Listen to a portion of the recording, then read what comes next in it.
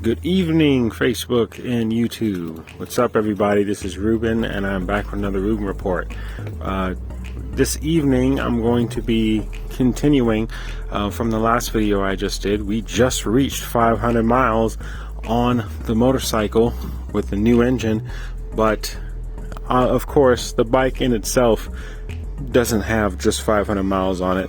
The bike has a lot more than 500 miles on it. 2,776 to be exact.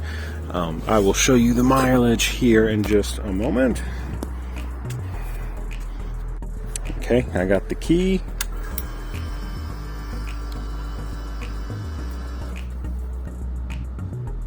All right, so 2,776.2. And the reason why I wanted to make this video is because within the service manual, at 2,500 miles, ideally, you're supposed to do a 2,500 mile service checkup. It's listed on page 100 of your service manual at the very end. I put a picture up of it now. Right, as you guys can see here, a lot of these items, they don't really apply to me. All the ones that are checked in green are the ones that we're actually going to be doing today. The ones that is checked in orange, which is really just the top one, change engine oil and filter and clean screens, I'm still going to do that. I'm just going to do that tomorrow for our 500 mile brand new engine break-in. I'm going to change the oil at that point in time along with adjusting the valves. So that's going to be saved for tomorrow's video. Everything that is in red, these are things that I either just don't have to do because they were done while I was at CSC when they actually did the engine, putting the brand new engine in. So they were done very, very recently. Or it's something that I don't know how to do, which is, let's say, for example, check and adjust front and rear wheel true. I don't have a truing stand, unfortunately. So that's one thing that I am skipping. But everything else, as far as like checking the coolant and for clamp tightness, check hose condition, and the checking engine mounts and things like that. Again, the engine is brand new. If you guys watch that video back, we use a impact gun to put the engine back in place. So a test ride is also something that I did not do today because I don't want to ride the bike in its current condition right now, because I want the engine to stay cool, so that way tomorrow I can actually do the valve adjustment when I need to do it. All right. And then the ones that are in blue, those are items that I either upgraded or I check rather frequently. So for example, checking and adjusting clutch operation, the throttle or the seat cable, like when you unlock the seat. I mean, a lot of these things I use frequently or I check frequently. So that was something that I just skipped over because it's not really something that I needed to do. Or at the very bottom here where it says check and adjust the drive chain, sprockets, and chassis hardware. Chassis hardware, I actually later on in this video, I think I misunderstood what it was that was being asked when you said chassis hardware. I thought it was just nuts and bolts in general, but chassis hardware is generally the bolts that hold like the frame together and the really sturdy parts. And for those, I actually didn't check those, and which I'm probably gonna have to go back and do. Now, sprockets and drive chain, again, these are items that were replaced recently. I have a brand new chain. Actually, it's not the stock chain anymore. It's a real Japanese chain, so that's something that I just don't need to do. And sprockets, they are also newer. The front sprocket is newer. along with the rear. The rear is actually still the stock one, but that's just something I didn't do in this video. All right. So after reading that over, there's a lot of items within there that, in all honesty, doesn't really apply to me, to be quite honest with you. My engine is new. Yes, I do need to change the oil, but I'm actually going to save that for tomorrow's video when I do the valve adjustment along with the oil change. I want to do that together with that. But for this video, we're just going to go over the line items that apply to me, which again, some of them don't, because I have either newer gearing or, well, really a new engine. So a lot of these things don't apply, but for the items that do apply, I do want to go through it, and we want to see how the bike is holding up at 2,500 miles, how it's doing. So let's get started. So as we can see here, I have my laptop here. The very first line item, check engine oil and filter and screens. Again, we're going to do that tomorrow. Checking the engine mounts. Those, again, like I said, I have a new engine. They were bolted in very recently, 500 miles ago. So I'm not going to do that. Air filter. That is one thing we are going to inspect right now. All right, so on page 64 here in the service manual, I'm probably going to go ahead and put a picture up of it now.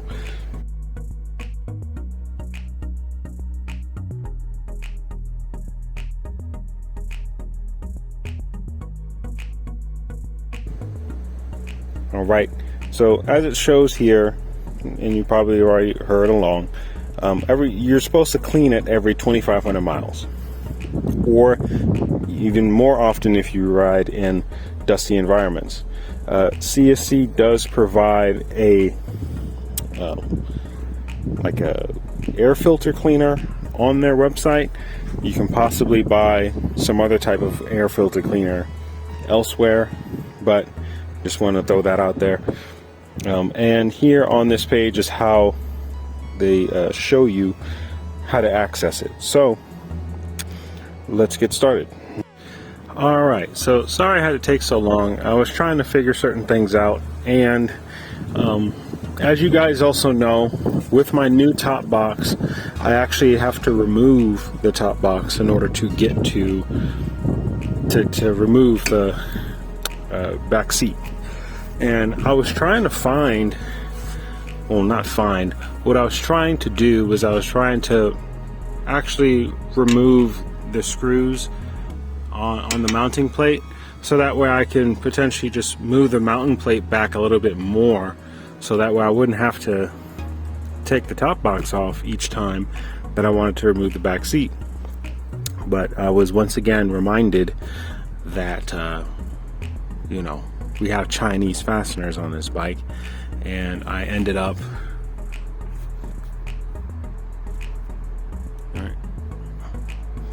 so that bolt there is pretty much rounded out now.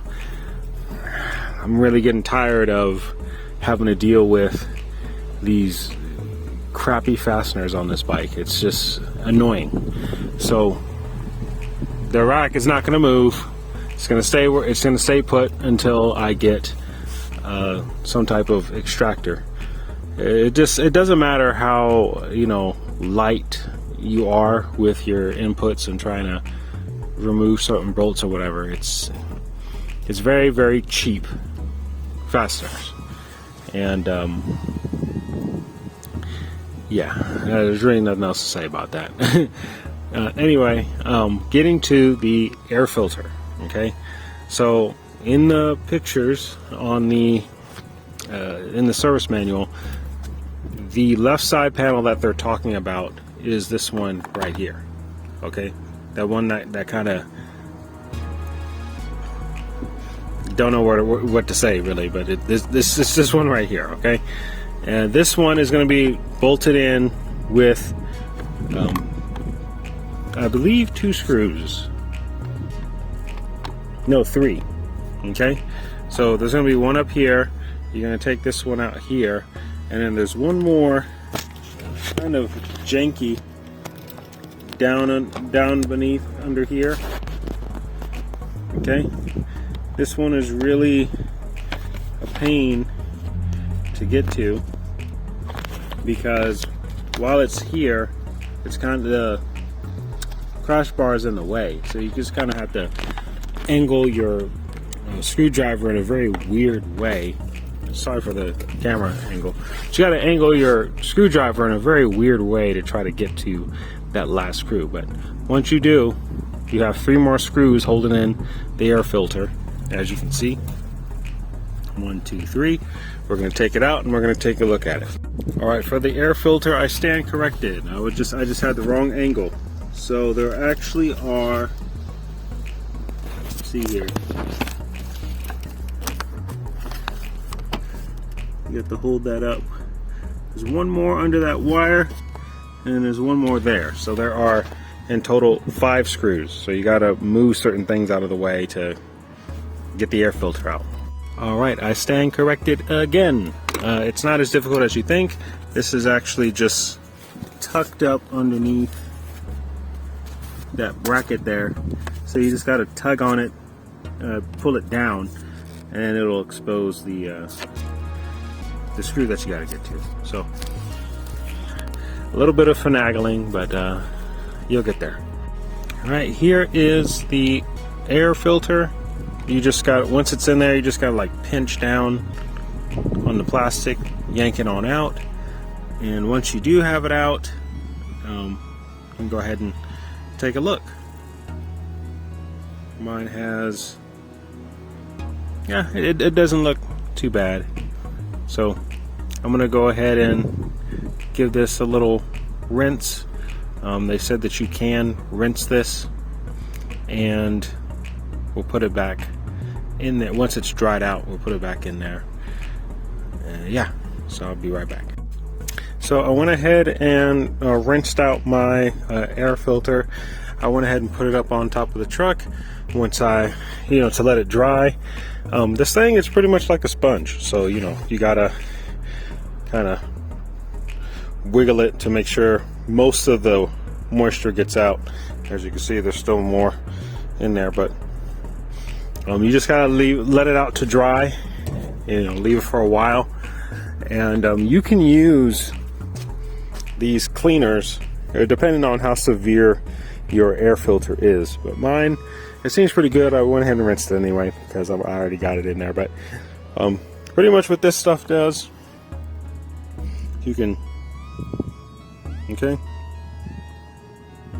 so pretty much what you're supposed to do with those types of cleaners, you're supposed to spray it on there, right? And then you're supposed to rinse it out with water, pretty much. So that cleaner, it's just an extra like detergent to kind of dig in there. You can also take all these things apart, okay, like it shows here. And again, I'm not doing that with mine. I'm just letting it dry out. And but you could, that's a more efficient way if you wanted to spray everything down. Make sense? So let's get to the next line item, which will be, let's see here,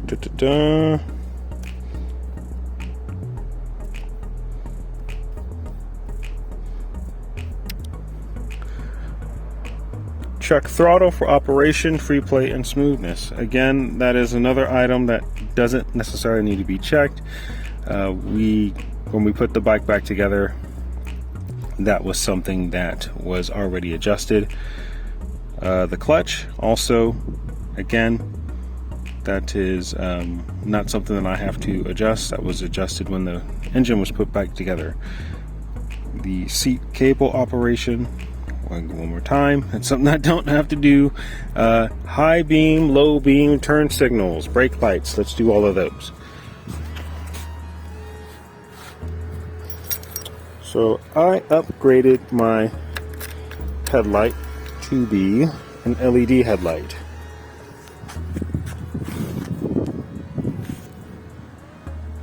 As you can see in there. So that's low beam. Let me put you guys down there. Low beam. High beam.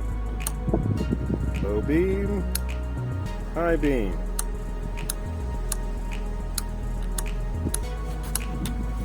Alright, that works. Turn signal left.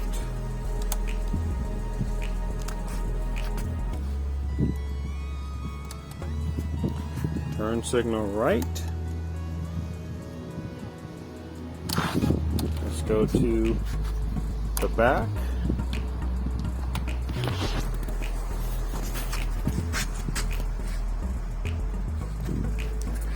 Alright. And we need to do brake lights. So we'll get you guys down here.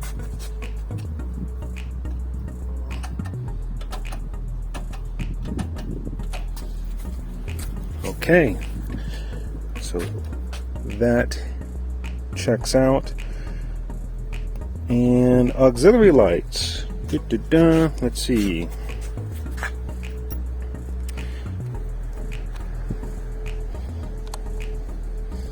I do have auxiliary lights installed.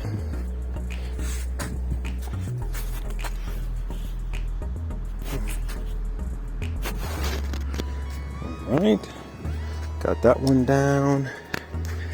And front and rear brake fluid levels. Okay, so give me a moment to figure that out. All right, so for the brakes, it's pretty straightforward. There's just 2 bolts. You undo those 2 bolts, and you'll be able to take this cover off. Underneath, there's a like plenum gasket there. You lift that up, and you check the level. Okay. Seems like it's filled up to the top, so looks pretty good to me. I'm gonna go ahead and put this back. All right. And you want to install it with the, words facing you. Okay, and then for the rear brake, we're going to do the same thing. All right, for the rear brake, it's just a little bit different. So you still have those 2 screws, but underneath there is this plastic cover, is along with the plenum gasket. And as we can see, it's at a pretty good level. So this mark down here called lower, that's when you would want to put some oil in there, if it gets below that mark. Alright, and let me go ahead and put this back on, and we'll move on to the next step. Alright, so now we are going to be checking all the rest of the brake components, essentially. So we're going to be checking the pad wear, the rotor wear, and the hoses, the caliper bolts, and the caliper pins. So let's take a look at all that. We're probably just going to start with the rear brake first and work our way to the front. So starting from the back here, I think the easiest thing to start with will be the pads and the rotors. They're the things that are the most exposed. So pads are looking fine. The rotors themselves are fine. What you don't want to see is anything that's like a deep scratch or kind of like wavy, uneven type of wear. That's what you really want to look out for when it comes to inspecting the rotors. But it looks like everything's even. You have like even marks going all around the rotor there, so I'm not too concerned about that. It looks pretty normal. Now, as far as the bolts are concerned, I'm not necessarily sure if they mean like wear, or if they want us to check the torque spec. So when it comes to the torque spec, if that's what it is that they mean, I'm gonna have to figure out what that torque spec is, and I'll get right back with you guys. Before we check torque specs, I wanted to get the front brake here, and as we can see, for the focus, yeah, we have material, so that's fine. Same, the rotor pretty much. Oh, sorry for the focus. Yeah, the rotor, same deal, even wear all around. In all honesty, your front brake is the most important brake. That's where you have all of your stopping, most of your stopping power. That is, not all, but most of it. So you really want to make sure that the front brake is in tip-top shape. And I can definitely see that as far as the material is concerned on the actual brake pads, we have a lot more material on the back than I do on the front. So, which is to be expected, because as mentioned, most of the power to stop is here in the front. But in all honesty, when it comes to the stock brakes on the RX3, they're pretty lackluster, just in general. Then again, I'm also a pretty big and heavy guy on this bike, so stopping distance for someone like myself is definitely a lot further than someone who's much lighter. So it's also something to take in consideration. But many of other folks have also reported that the brakes on this bike, not the best. All right, sorry y'all, I couldn't find the torque values for the brake bolts. I don't think that's what they mean. I don't think they mean the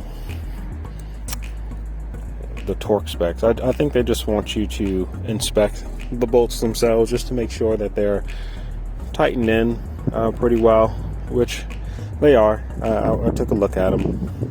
They look decent. But what is good to know, if you were to search torque, they do have other torque values for other components there. And as far as the brakes are concerned, if you needed to do some type of brake service on your RX3, which is very important, there's a whole section here on how to do that within your manual. So inspecting the brake pads, you should always have at least 1.5 millimeters of pad thickness. We have plenty on the front and the back. But if you were to ever go further than that, I think both the front and the back brakes, just like if you have brakes in your car, they're gonna make that kind of like screeching noise to let you know that you need to change them. But other than that, I mean, I think it's even more important for you riding on a motorcycle. Okay, your brakes are even more important, because if you can't stop on a motorcycle, it's not like a car where you have airbags and all other kinds of safety features. Like, if you can't stop on a bike, you're in trouble. So make sure that you guys do this. If you need to do a brake job, make sure you do it right. There's all kinds of information here, so really good job from CSC making this documentation as far as doing a brake job, very detailed. I would still like to see those torque values for the caliper bolts and the brake bolts though. Okay. All right. One other thing I almost forgot, they want you to check the brake hoses and connections, and all the brake hoses and connections on the front brake are pretty solid. Okay.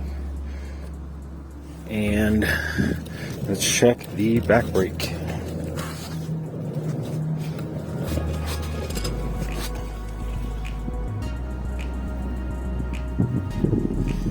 Okay. There's a cable. Shows here. Right. Looks pretty good to me. So let me get those torque specs and I'll be right back. Okay, next line item is to check the front and rear tire wear. So while I was at CSC for my engine teardown, Sifu taught me that for the tires, the way that you know that you would have to replace them is if the tread itself is starting to get really close to some of this inner tread as well, like as far as material wise, then that's when you would need to replace. So for example, on this piece here, like if this whole thing was as deep as this little indication or this little mark, then you have to replace the tire. Okay, so these tires, they're still good. Stock tires are still good. Rear tire as well. Okay, same thing. Still good. But that's just a little bit of knowledge from, from Sifu to you guys. That's a little trick to inspect your tires. I'm pretty sure you guys have some other methods of how you probably inspect your tires, but that's just a little thing that Sifu taught me. Okay. The next thing will be adjust tire pressure. Okay, so I have Bluetooth air pressure monitors on both the front and back wheel. So I'm going to show you guys a screenshot of what my tire pressure is right now.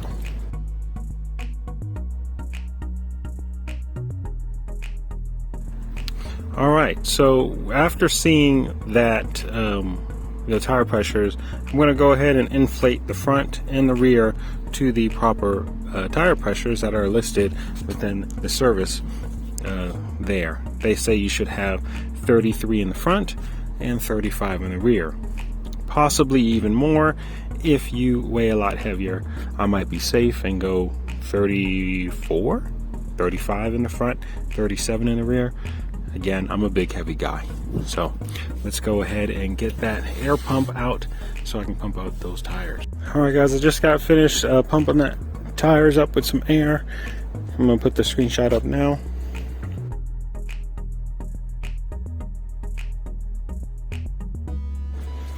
All right, so now we're gonna move on to the next step. Check and adjust front and rear wheel true. That is something I don't know, but the front and rear spokes, that is something I do, and I think that has something to do with truing the wheel as well, potentially. So I'm going to be right back. I'm going to get my spoke adjustment tool, and yeah. All right, so this is something I bought off of Amazon a while ago. This here is a spoke wrench. And I'm going to figure out what type of sizes the RX3 needs here in just a moment. Okay, so for the rear wheel, the size of the spokes are going to be 5.6 millimeter. Okay, and a trick that I learned, or that I found when I was researching how to do this, an easy way to check for tightness or for them to all be the same, because that's ultimately what you want them all to do. You kind of want to bang them a little bit. And if you get the same tone, then it's all good. So I've already spun this multiple times.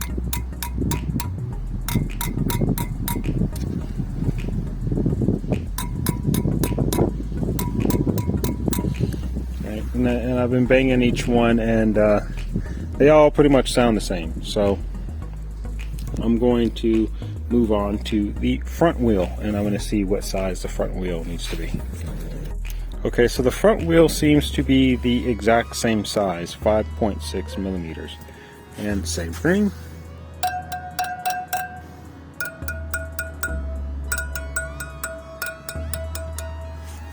Okay, now this one,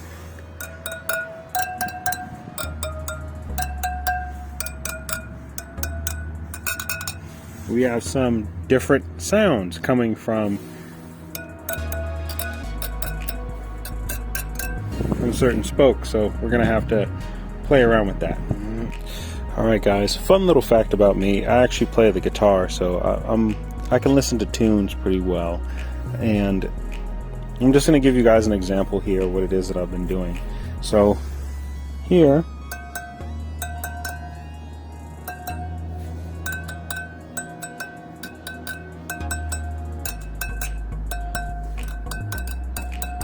so they're pretty much all the same. It's slightly, just a very slight variance, but pretty much the same. But then you have this one right here.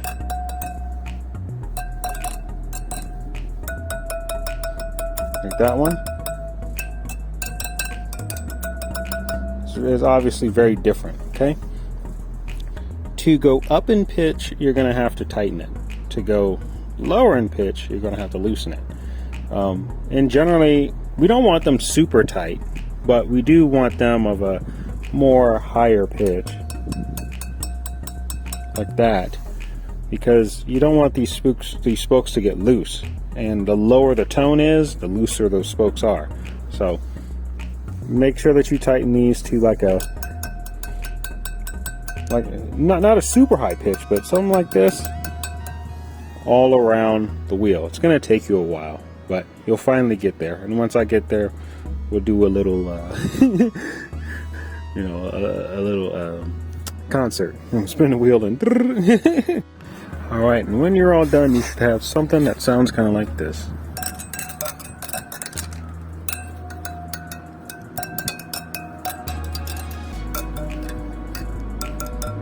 Uh-oh, found one.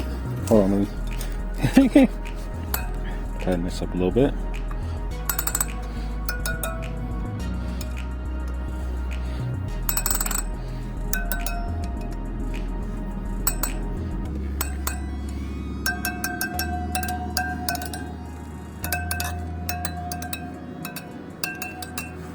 You guys get the point. They all sound in unison. So that's what you want. And so the front wheel is done. I'm going to go back to the back wheel one more time. I'm going to check. Okay. The back wheel sounds all good. I adjusted maybe one or two of them, but it's pretty much good. My reasoning for maybe why it is that the back wheel doesn't have as much, doesn't need as much adjustment, just my thoughts. The front wheel is where you have all your stopping power, and that's kind of like the initial contact when it comes to like rolling over some bumps and stuff. Usually all the weight gets pushed to the front, so understandable that spokes will become a lot looser in the front versus the rear. Alright guys, it is almost sundown and we're just gonna finish this thing up here. As far as the next step, which is to check the coolant level, it's full. Again, when I did my engine swap, they put all new coolant in there and it's to the top, so that's something I'm not going to worry about. The hoses, again, from when the engine tear down, they're all in decent condition, nothing is leaking. The drive chain, this I replaced not too long ago. I have not had to adjust this thing since I bought it. It's not this stock chain, it's a Japanese chain, a real chain, so that's something I don't have to worry about. Chassis hardware, that is actually something, well, I just noted about a little bit earlier. Some of it is stripped. I mean, it's Chinese fasteners, so check what you can. I've had certain bolts missing on certain sides, but I'm not going to worry about that too much. It's really the bolts that you take apart frequently that really get on your nerves, because the Chinese fasteners, the more you try to use them and unscrew them, the worse they get. And steering bearing, that's going to be this guy here.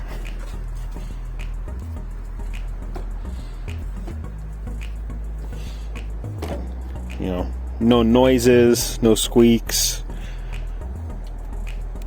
I'm going to take that as good to go. And the last step is to install Lucas fuel injection treatment. We've been doing this since day one, so I'm not new to this, but I'll go ahead and do it anyway.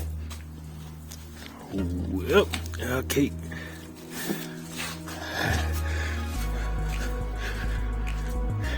And in the tank you go. All right. I kind of lied when it comes to the Lucas fuel additive. I haven't been doing it since day one, but I have been doing it since the beginning of my MPG experiments. And I think it does well. It works. So you're supposed to put about 1 ounce per 3 gallons. So I always put, just an ounce in there because this is only a well, in reality 3.7 gallons, even though it's advertised as 4.2. You only get to use 3.7. Okay. And that is it, folks. I have finished my 2,500 mile major maintenance. Again, some of this stuff didn't really apply to me because we had the whole engine tear down and a new engine put in literally 500 miles ago. So we'll do a much more thorough check at 5,000 miles, which is going to be the next step once we actually get there, and hopefully we do get there. So tomorrow I'm actually going to leave the bike semi stripped down because tomorrow we're going to be doing the oil change and the valve adjustment. So I'm going to go ahead and keep things the way they are, make things a little bit easier for myself so I don't have to do removal twice. And tomorrow I want to make the valve adjustment video that I'm doing a real full tutorial. Because there's a lot of things that I've learned in the past 6 times that I've done it, and on top of that, hanging out with Sifu while I was at CSC, he dropped some knowledge on me, and there's some things that I would like to share with you guys, certain things that I've learned. So I'm confident that this time around I could actually call it like a tutorial and a real guide versus just me documenting maintenance. So you guys stay tuned for that. And yeah, that's all that I have for tonight. See y'all tomorrow. Stay safe out there. Peace.